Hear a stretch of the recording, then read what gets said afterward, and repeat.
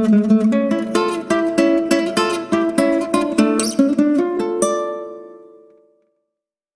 semuanya, selamat datang di Novel Time, selamat menikmati ceritanya, dan jangan lupa like, komen, dan subscribe. Tepat pukul 7 pagi aku dan Adi telah bersiap menuju Bandung. Selesai sarapan bersama, Melati mengantar kami hingga ke teras. Hati-hati ya, pesannya pada kami dengan senyum yang tak pernah luput ia tampilkan.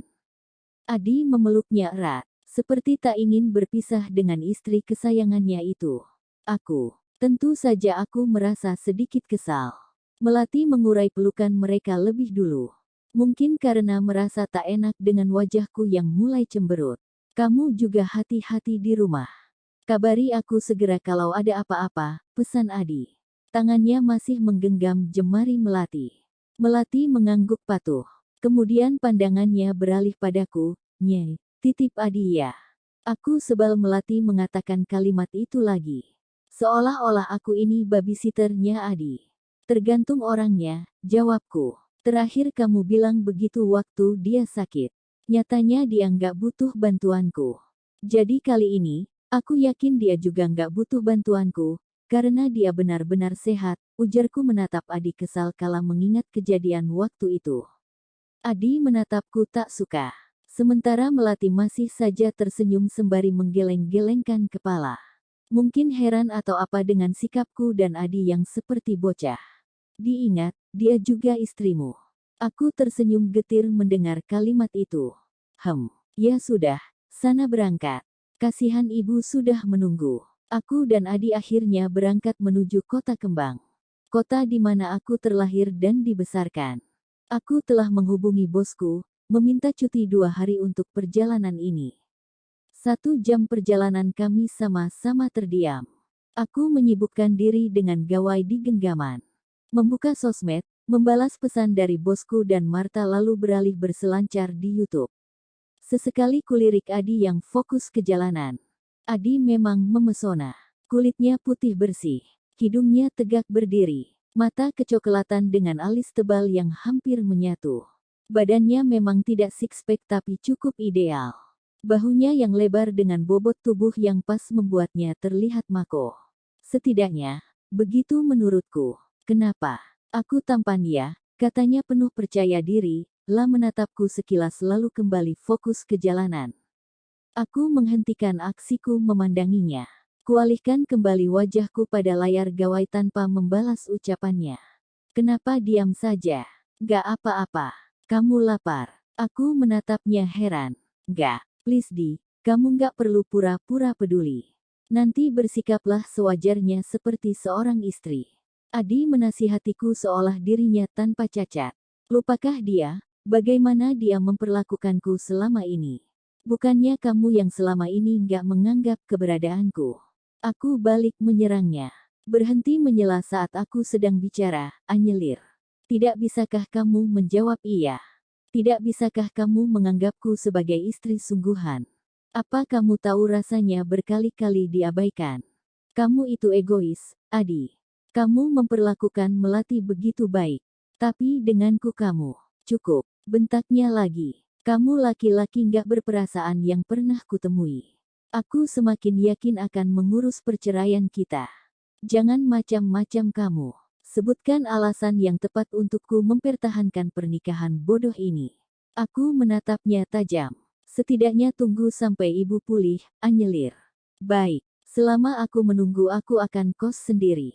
Sudah cukup rasanya aku menyaksikan keromantisan kalian. Tak disangka, Adi tersenyum. Senyum mengejek lebih tepatnya. Jadi, kamu cemburu. Cemburu terlalu mahal kulakukan untukmu. Aku hanya tidak suka diperlakukan berbeda. Kamu tentu tahu alasannya mengapa aku begini. Aku tahu, Adi hanya mencintai Melati, namun tidak denganku. Baik, aku pastikan kita akan bercerai secepatnya. Aku berkata penuh keyakinan. Lagi, Adi tersenyum mengejek. Lakukan sesukamu, tapi tunggu sampai ibu benar-benar pulih. 2,5 jam perjalanan kami sampai di rumah ibu mertuaku. Kami turun dengan membawa serta barang bawaan kami. Selamat siang Adi, Teh Anya. Teh Fitri, Art di rumah ibu menyambut kami ramah. Tangannya dengan cekatan mengambil alih barang bawaan kami. Membawanya masuk ke dalam. Aku dan Adi bergegas memasuki kamar ibu setelah mencuci tangan dan kaki. Terlihat ibu tengah berbaring dengan mata terpejam. Tangan kanannya terdapat selang infus. Di sampingnya bapak tertidur dengan posisi duduk dengan kepala bersandar di kasur. Kenapa tidak dirawat di rumah sakit saja? Tanyaku pada Adi. Bapak maunya dirawat di rumah. Bapak terbangun mendengar kedatangan kami. Berdiri dari duduknya, ia memeluk kami bergantian sembari tersenyum. Istirahat dulu, kalian pasti lelah, saran bapak yang kembali duduk di samping ibu. Nanti, mau lihat ibu dulu, Pak. Adi berdiri di samping bapak lalu mencium kening ibu lembut. Maafin Adi, Bu. Adi baru sempat kesini, ucapnya lirih. Baru kali ini aku melihat wajah sedih Adi. Sisi lain dari Adi yang membuatku tersentuh tapi sama sekali tidak mempengaruhi keputusanku untuk berpisah darinya. Bapak sudah makan. Bapak menatapku sembari tersenyum kecil. Sudah, Neng, jawabnya pelan. Neng istirahat dulu saja. Nanti kalau ibu bangun, bisa kesini lagi. Aku mengangguk patuh. Lalu meninggalkan kamar ibu, menuju kamar di mana Teh Fitri meletakkan barang bawaanku. Tentu saja akan menjadi kamar tidurku dan Adi selama 2 malam ke depan. Tidak mungkin juga kami tidur terpisah. Aku memutuskan untuk tidur. Perjalanan 2,5 jam cukup membuatku merasa kelelahan. Belum lama rasanya aku terlelap, terdengar pintu dibuka oleh seseorang. Enggan rasanya membuka mata, aku memilih melanjutkan tidur. Sampai aku merasakan seseorang mengguncang tubuhku. Kubuka mata perlahan dan mendapati sebuah wajah yang begitu kukenal berada tepat di depan wajahku. Mau apa kamu? Aku terlonjak kaget, duduk seketika dan menjauh darinya. Adi berdecak dengan raut wajah masih tak bersahabat. Tidur di sofa. Ini ranjangku. Aku yang masih belum sepenuhnya sadar dari tidurku. Mengerjap tak percaya dengan pendengaranku. Kalau saja aku tak menyaksikan sendiri bagaimana lembutnya sikap Adi pada ibu, pasti aku tak percaya jika orang lain mengatakannya. Aku merasa Adi memiliki kepribadian ganda, yang sewaktu-waktu sikapnya bisa berubah seketika. Pukul 9 malam, setelah makan malam dan salat Isya, kami memasuki kamar. Aku yang tahu diri langsung saja duduk di sofa dan menyibukkan diri dengan gawaiku. Dan Adi kulihat tengah duduk dengan bersandar di kepala ranjang. Cemarinya sibuk menari-nari di layar gawainya. Bisa kutebak, saat ini Adi sedang berchat ria dengan melati. Aku mengupload sebuah foto siluet diriku di pantai saat melihat sunset ke akun sosmedku. Mengetikkan sebuah caption yang memang menggambarkan isi hatiku malam ini. Jika tak bisa membuatnya bahagia, setidaknya jangan membuatnya menangis. Setelahnya aku memilih meletakkan ponsel di nakas dan berbaring. Berharap esok hari semua kesakitan ini akan menghilang. Aku terbangun pukul 3 pagi. Hawa dingin begitu menusuk hingga ke tulang, membuatku enggan melangkahkan kaki untuk mengambil wudhu. Setelah berperang dengan diri sendiri, akhirnya dengan langkah betat, kulangkahkan kaki menuju kamar mandi. Melewati ranjang di mana Adi tertidur, sekilas kulirik pria itu yang tengah terlelap dengan memeluk guling.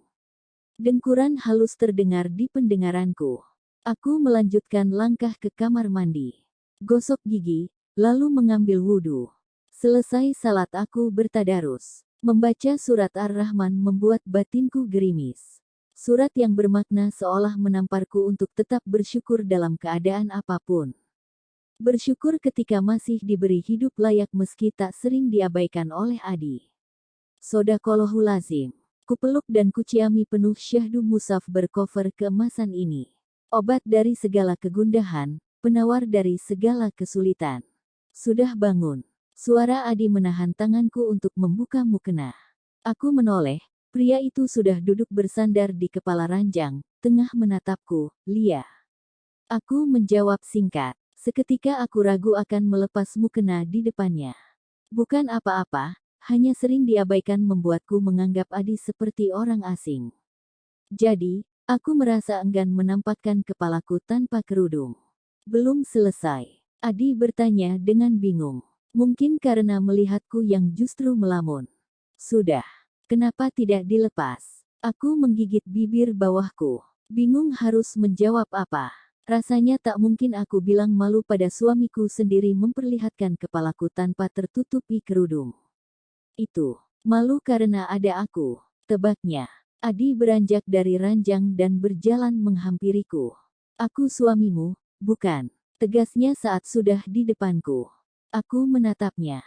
Adi Hutomo Putra, ia tengah tersenyum kecil padaku. Aku. Bibirku mendadak kaku untuk berkata-kata. Aku berhak melihatnya bukan? Aku mencoba mengartikan perkataan Adi. Ah, mungkinkah ia sedang diselimuti gairah? Mendadak aku bergidik ngeri. Hampir setiap malam yang kutahu Adi melakukannya dengan melati.